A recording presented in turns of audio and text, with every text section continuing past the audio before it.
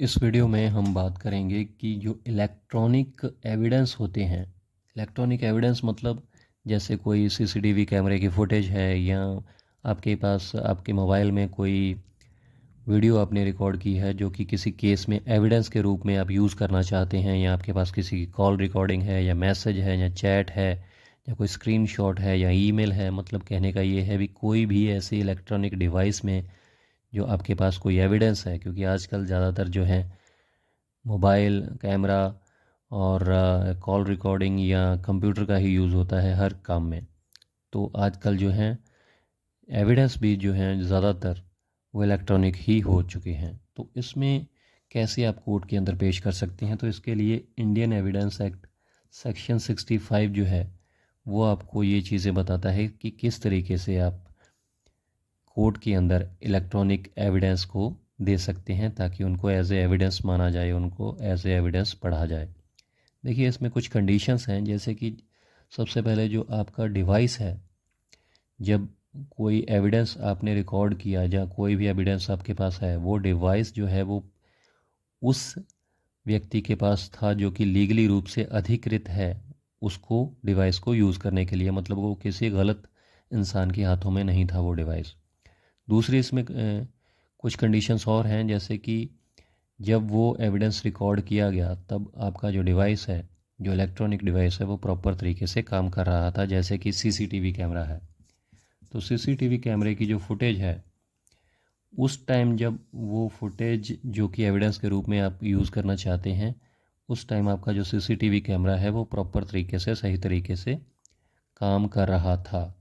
ऐसा नहीं है कि उसमें कोई ऐसी गलती की गुंजाइश नहीं थी कि कोई गलत इन्फॉर्मेशन उसमें फीड हो जाए। तो आपका जो डिवाइस है उस टाइम प्रॉपर तरीके से काम करना चाहिए, और जिसके जो कि कानूनी रूप से अधिकृत है उस डिवाइस को यूज़ करने के लिए, उस टाइम वो उसी व्यक्ति के पास होना चाहिए। तो ये कुछ कंडीशंस हैं। और साथ में एक कंडीशन ये है कि जब भी आपने कोई इलेक्ट्रॉनिक एविडेंस देना है कोर्ट के अंदर किसी केस के अंदर, तो इंडियन एविडेंस एक्ट सेक्शन 65 के अकॉर्डिंग आपको इसमें साथ में एक सर्टिफिकेट भी देना होगा। जो आप इलेक्ट्रॉनिक एविडेंस देंगे, साथ में आपको सर्टिफिकेट देना होगा। ये सर्टिफिकेट किसकी तरफ से आएगा?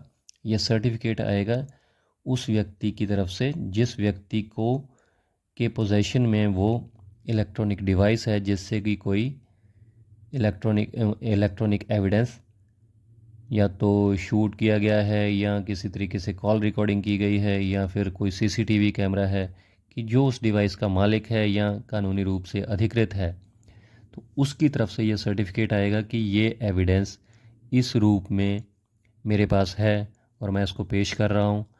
और साथ में ये सर्टिफिकेट में ये भी मेंशन किया जाएगा कि इस फॉर्म में, जैसे कि कोई आपने सीडी के रूप में पेश कर रहे हैं कोर्ट के अंदर, कि कोई आपके पास रिकॉर्डिंग है, कोई वीडियो रिकॉर्डिंग है, या सीसीटीवी कैमरे की फुटेज है, और उसको आपने एक कॉपी बनवा ली सीडी के रूप में, या फिर आपने पेन ड्राइव के रूप में पेश कर रहे हैं, तो वो आपको सर्टिफिकेट के अंदर मेंशन करना होगा कि इस फॉर्म के अंदर मैं इलेक्ट्रॉनिक एविडेंस अपना पेश कर रहा हूँ और मेरे इस एविडेंस को केस का हिस्सा माना जाए।